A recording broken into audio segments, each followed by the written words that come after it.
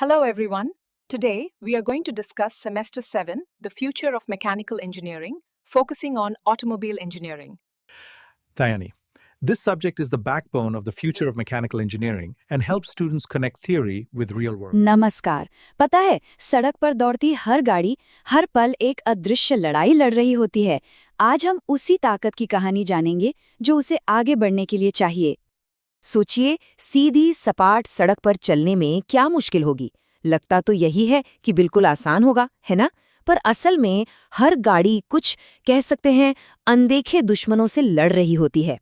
तो चलिए आज इन्हीं दुश्मनों की पहचान करते हैं और देखते हैं कि ये हमारी गाड़ियों को आखिर चुनौती कैसे देते हैं।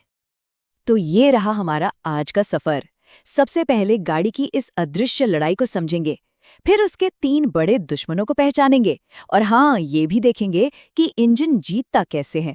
और आखिर में हम ये भी जानेंगे कि भाई ये सब समझना जरूरी क्यों है।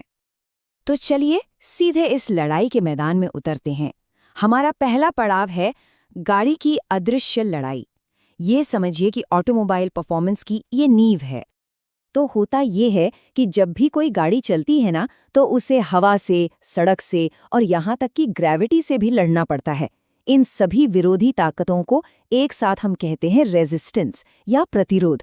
और इंजन का बस एक ही मकसद होता है, इस पूरे प्रतिरोध को हराकर गाड़ी को आगे बढ़ाना।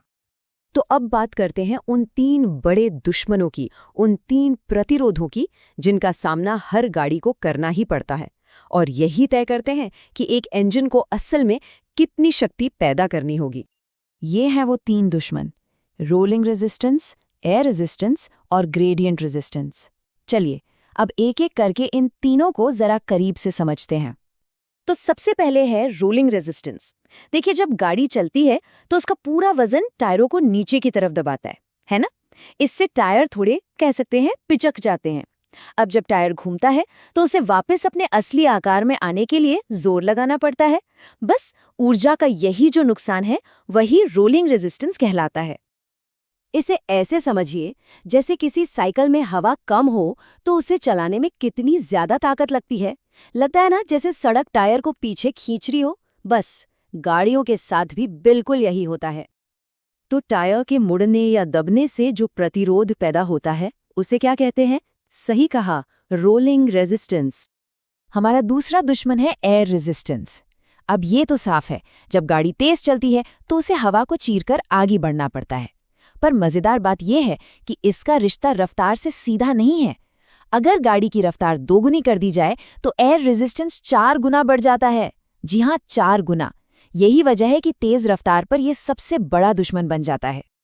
कभी चलती बस या कार की खिड़की से हाथ बाहर निकाला है? हवा का वो जोर महसूस किया है? रफ्तार जितनी ज्यादा होती है, हवा का दबाव उतना ही ताकतवर लगता है, मानो एक दीवार से टकरा रहे हों। बस यही है एयर रेजिस्टेंस।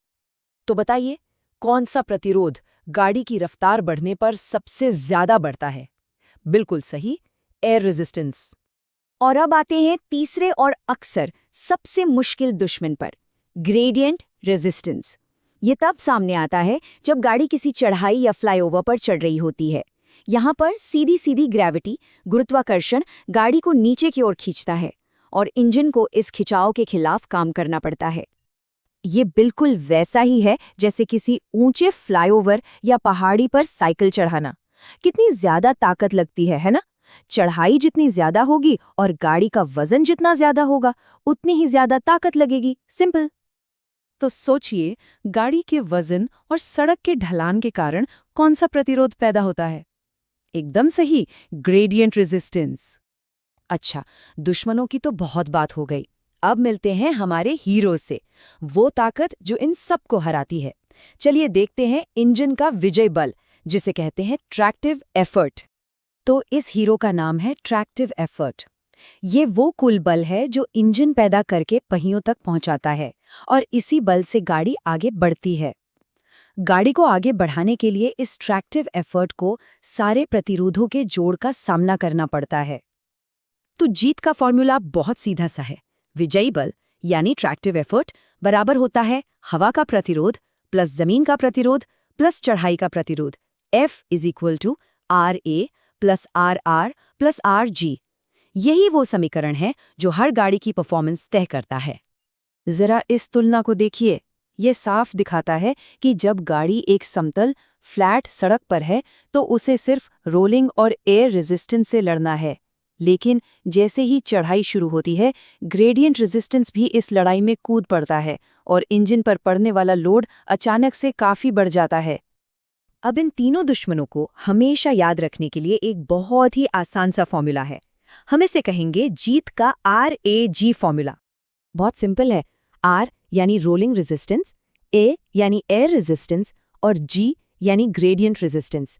RAG, बस ये 3 अक्षर याद रखिए और आपको तीनों दुश्मन हमेशा याद रहेंगे। तो आज का सार क्या है? बहुत आसान है। पहला, 3 प्रतिरोधों को पहचानें, RAG। दूसरा, ये समझें कि इन तीनों का जोड़ ही वो बल है जिसे गाड़ी को पार करना है। और तीसरा, याद रखें कि इंजन का ट्रैक्टिव एफर्ट ही वो हीरो है जो इस जीत के लिए जरूरी बल देता है। अब सवाल उठता है कि भाई ये सब जानना जरूरी क्यों है? एक इंजीनियर के तौर पर ये ज्ञान आपके लिए कितना मायने रखता है? चलिए देखते हैं। क्योंकि इन मूलभूत बलों को समझना ही कुशल गाड़ियां बनाने की चाबी है। चाहे वो आज की कार हो, भविष्य की इलेक्ट्रिक व्हीकल हो या फिर अगली पीढ़ी की हाई स्पीड ट्रेन। जो इंजीनियर इस लड़ाई को समझेगा वही बेहतर डिजाइन बना पाएगा। कम रेजिस्टेंस का मतलब है बेहतर परफॉर्मेंस, कम फ्यूल की खपत, और इलेक्ट्रिक गाड़ियों के लिए इसका मतलब है एक चार्ज में ज्यादा रेंज। ये सिद्धांत ही इनोवेशन की नींव हैं। और जाते जाते एक सवाल आपके लिए। जरा सोचिए, जैसे जैसे टेक्नोलॉजी आगे बढ़ेगी, गाड़ियां और भी हल्की और तेज होती जाएंगी। तो इन प्रतिरोधों के खिलाफ ये लड़ाई कैसे बदलेगी? RAG में से कौन सबसे बड़ी चुनौती बनकर उभरेगा? इस सवाल पर जरूर सोचिएगा। आज के लिए इतना ही। धन्यवाद।